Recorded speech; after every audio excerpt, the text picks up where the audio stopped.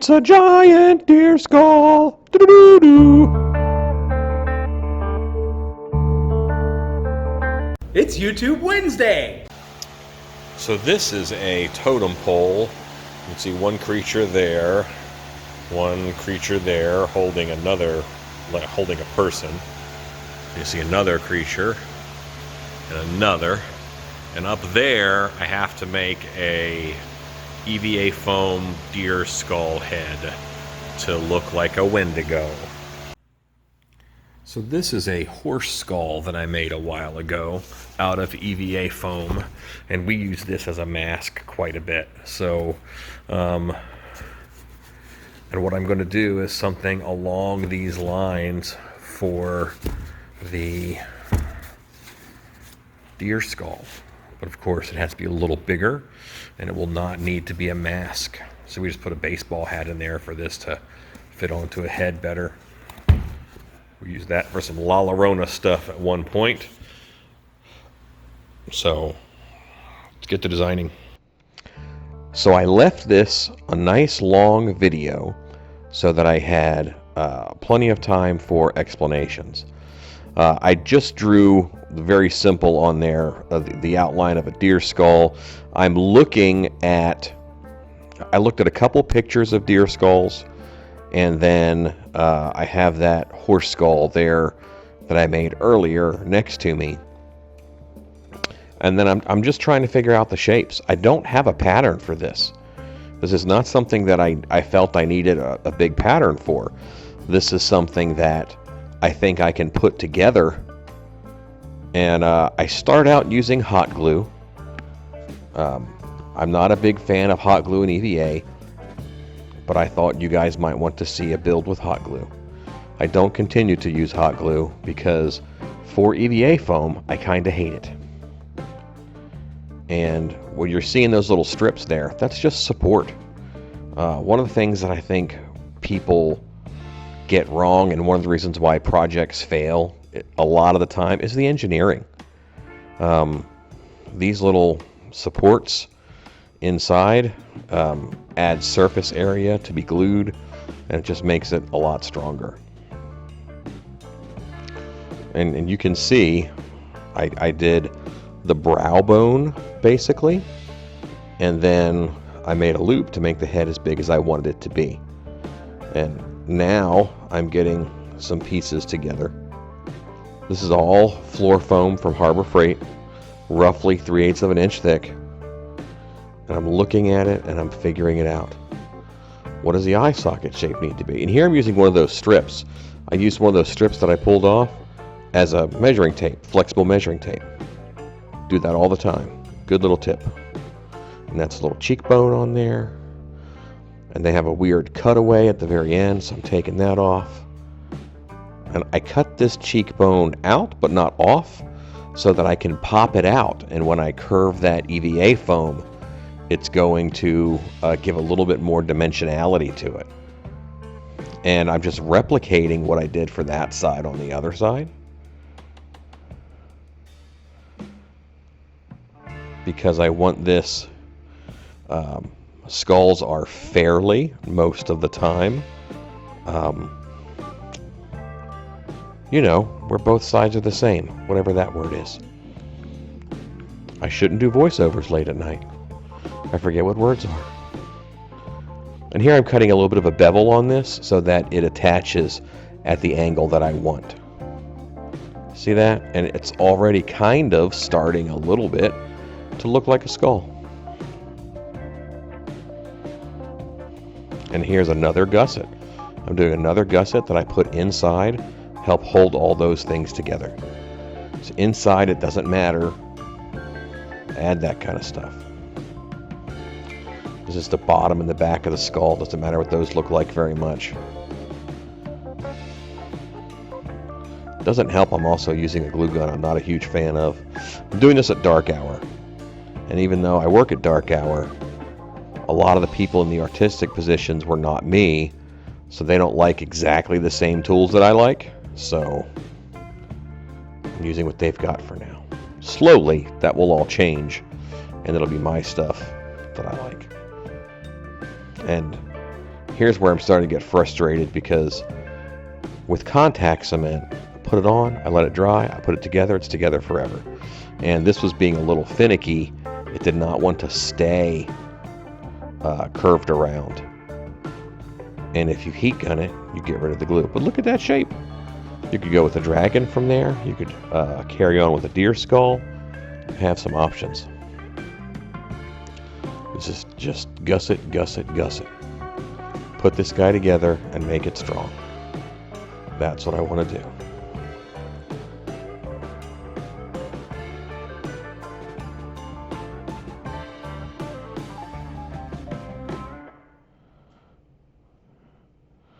That little piece is also for looks. That's why I cut the little staggers off the end. It's very ridgy and bony inside of the nasal cavity, because I think those deteriorate first. Ooh, I'm going to talk. I'll stop. I really wanted to do this with hot glue. I wanted to do this with hot glue because for some reason, hot glue seems more accessible to most people than contact cement. Oh, contact cement, it's a mysterious chemical. No, it's just hot, it's just glue, man. This isn't holding as well as I want. It's possible to use hot glue, but it sucks. Don't do that to yourself. Buy some contact cement. Anyway, I'm gonna carry on with this with contact cement, which will take way less time.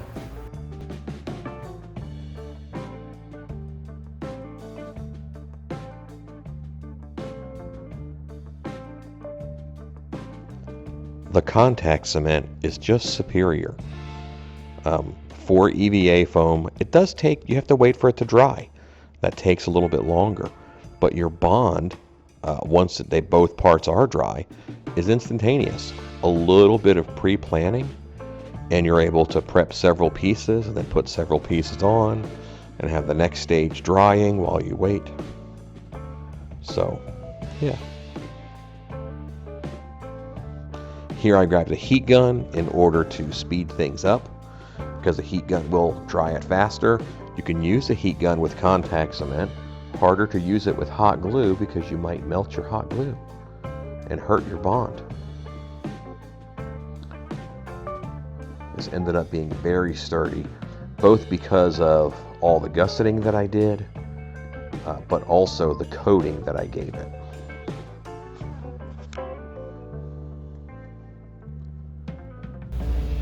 If you like these videos, please comment, subscribe, leave a like, or if you like them a lot, you could support us on Patreon, and we would greatly appreciate it.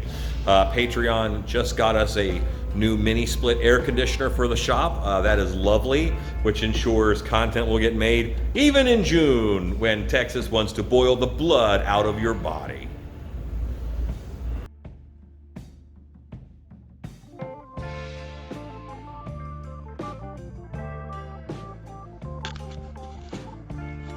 So the heat gun allowed me to do a little bit more shaping on that brow, a little bit more organic. You can end up a little bit flat, but the coating that I do will help that also.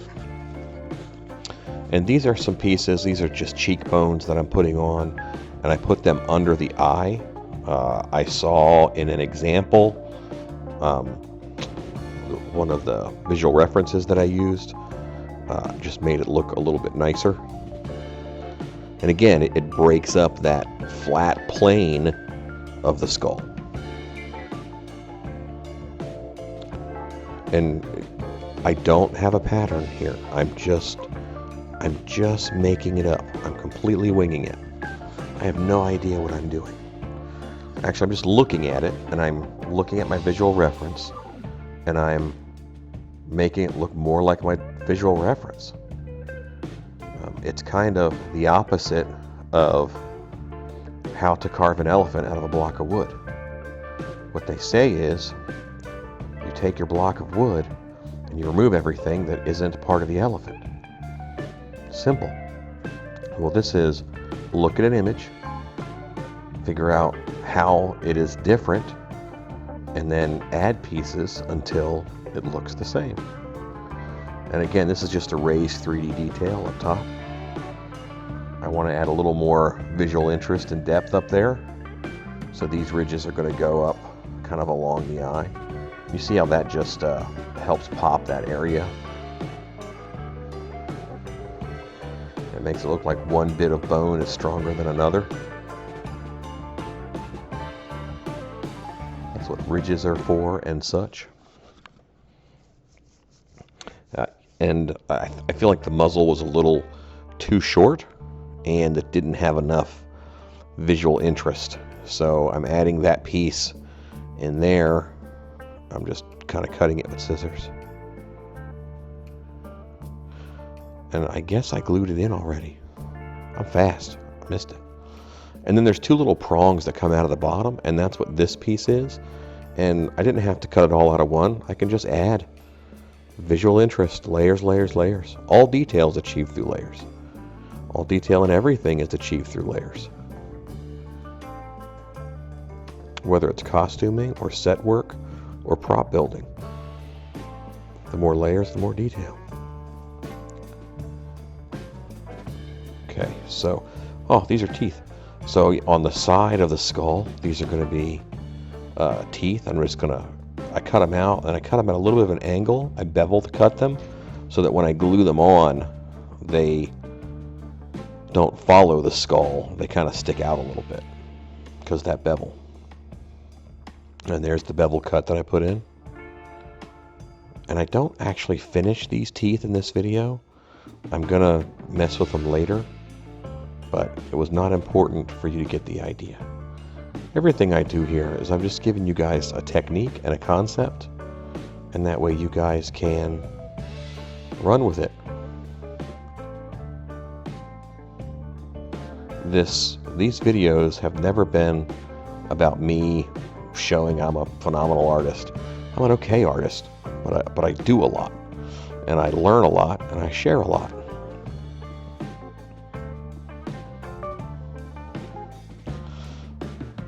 It's been so long I forgot what I made these for. Oh, these are like extra cheekbones. I remember now because I'm cutting them at a bevel, just kind of like the teeth. I thought the teeth made it look nice. So I did these. Immediately I hit them with contact cement. Wherever I think they might go, I cover that in contact cement. And while that dries, let's work on some antlers. I already have a video on making antlers, which is the very similar technique. I'm using Loctite foam from a can. And I think I only show you how to do one antler. And, mixed with water, I put it down on plastic so that I can peel it up. And while I'm waiting on that to dry up, or solidify, I should say, I add my extra cheekbones. And now that is quite solid. I free it from the plastic. I want to put a nice curve in it because I built it two-dimensional, and I've just found something to lay it over in order for it to keep that curve. Now, I'm coating the skull. What am I coating the skull with? Gorilla Glue. You know, Gorilla Glue makes that hard foam sometimes when you're working on a project with it. I'm skinning this whole skull in that hard foam. I'm putting on some Gorilla Glue. This is the regular Gorilla Glue. And then I'm brushing it on and around. You can kind of see the first stuff that I put on is changing color because it's foaming up. And I'll spray it with water. You might see me grab the water bottle there and give it a spray. And that's helping it cure faster. And it also hardens. So this skull is pretty hard. It's very dense. It's such a nice, tough skin. And that actually gives me an idea for another project. Interesting.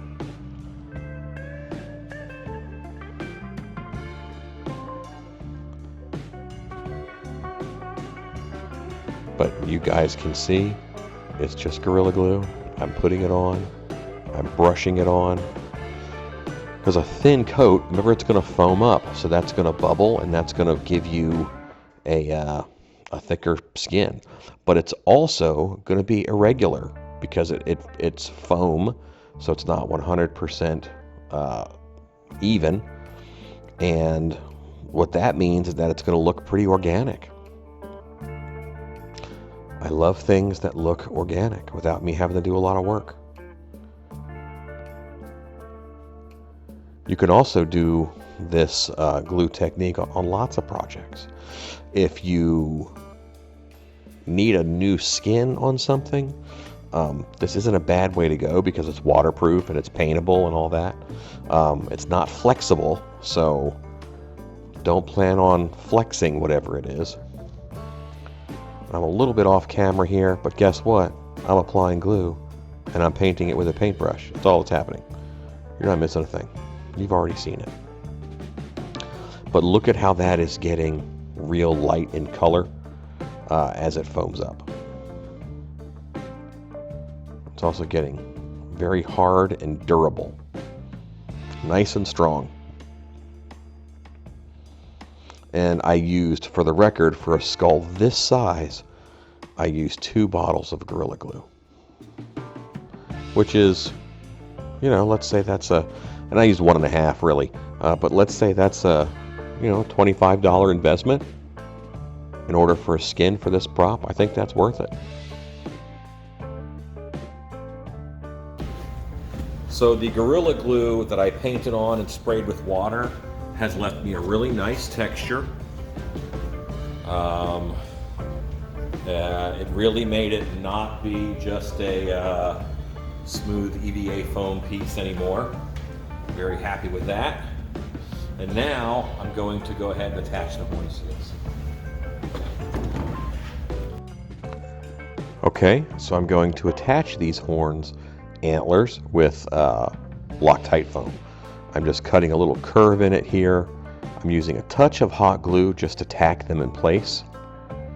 And then once they are tacked in place, then I'm going to Loctite in around the gaps, and I'll just really seal off the back of that skull with Loctite foam. That'll bond really well to the antlers because they're also made of Loctite foam. And I know the angle of this, so I tilted the antlers the way that I want them to be seen. And now you can see I'm just filling this cavity with Loctite foam around, in between, so that really is going to create a nice lock and make those fit in there and finish off the back of the head. Okay, so this is the skull as it is set up. You can see it has the antlers on it.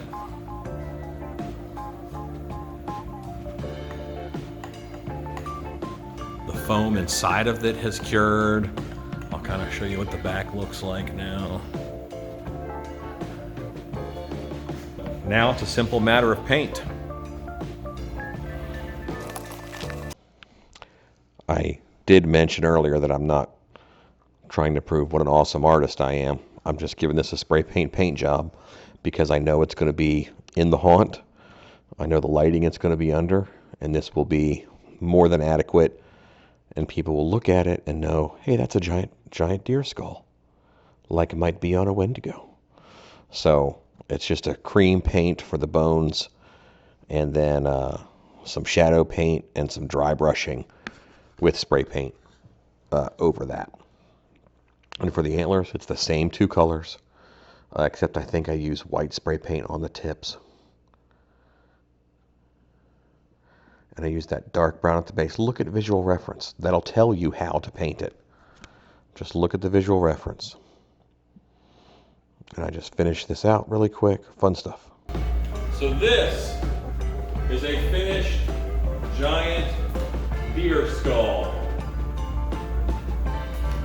Mostly finished. Finished enough. You guys get the technique. And you saw it was all just free-handed. The horns, the antlers were free-handed. So no reason why you can't do it.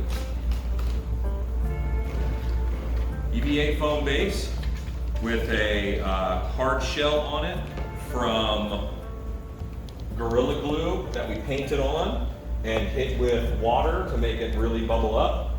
That same technique of basing out of EVA, I did this horse skull. Same technique, basing out of EVA. I did this dragon head. It's painted for UV. So, same technique. Size, scale, doesn't matter. Play with it, figure out. These materials are cheap enough where it's not going to be a problem for you to mess with it a little bit. Rue, what do we say at the end of all the videos? Go make stuff! I'm afraid I did not have time for a song this week. Hopefully I'll do another one of those next week. I know that people enjoy those. This is another chance for me to thank my supporters on Patreon, my patrons on Patreon. Thank you guys so much. These videos do take a lot, and I appreciate you guys giving back and ensuring that they happen with as much frequency as is possible. It's coming up on haunt season, and my goal is to get these videos out for you. Very good. What do I say at the beginning of the videos? It's YouTube Wednesday. Oh, it's YouTube Wednesday!